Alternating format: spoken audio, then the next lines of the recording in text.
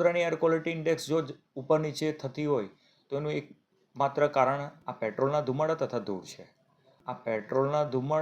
ધૂળ છે.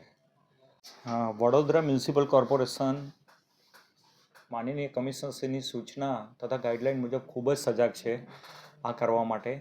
જે મુજબ માનનીય મ્યુનિસિપલ કમિશનરશ્રી દ્વારા Gujarat pollution control board, solid waste તથા ટીમ સાથે મિટિંગ કરવામાં આવી હતી.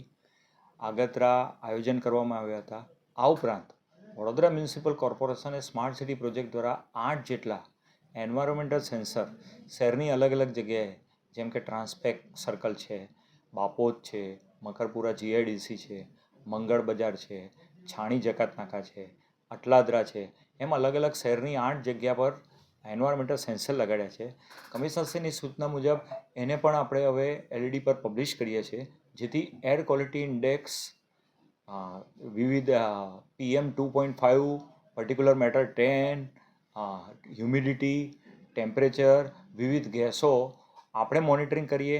આ જ વસ્તુ GPCB અને સોલિડ વેસ્ટ પણ જોઈ શકે છે. તેથી સમગ્ર એર ક્વોલિટી ઇન્ડેક્સ તથા સમગ્ર તેના તમામ પેરામીટર પર ધ્યાન રહે અને આપણે કઈ રીતે એમાં પોલ્યુશન ઓછું કરી શકીએ તે બાબતમાં પગલાં લેવા માટે કમિશનરશ્રીએ સૂચના આપી છે.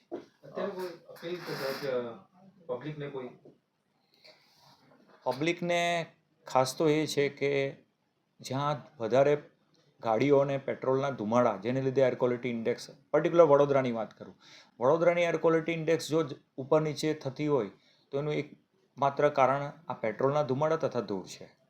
તો પબ્લિક એમાં પોતે સજાગ રહીને એ વસ્તુ કરે.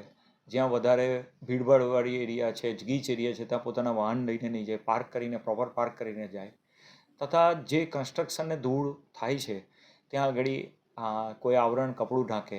આ બધા પગલાં લેવા જોઈએ અને આના માટે કમિશનરશ્રીની ખૂબ જ કડક સૂચના છે. દરેક તમામ જગ્યાએ કામ થાય છે ત્યાં મોનિટરિંગ કરવામાં વિવિધ ડિપાર્ટમેન્ટ, કન્સર્ન ડિપાર્ટમેન્ટ દ્વારા આવી રહ્યું છે.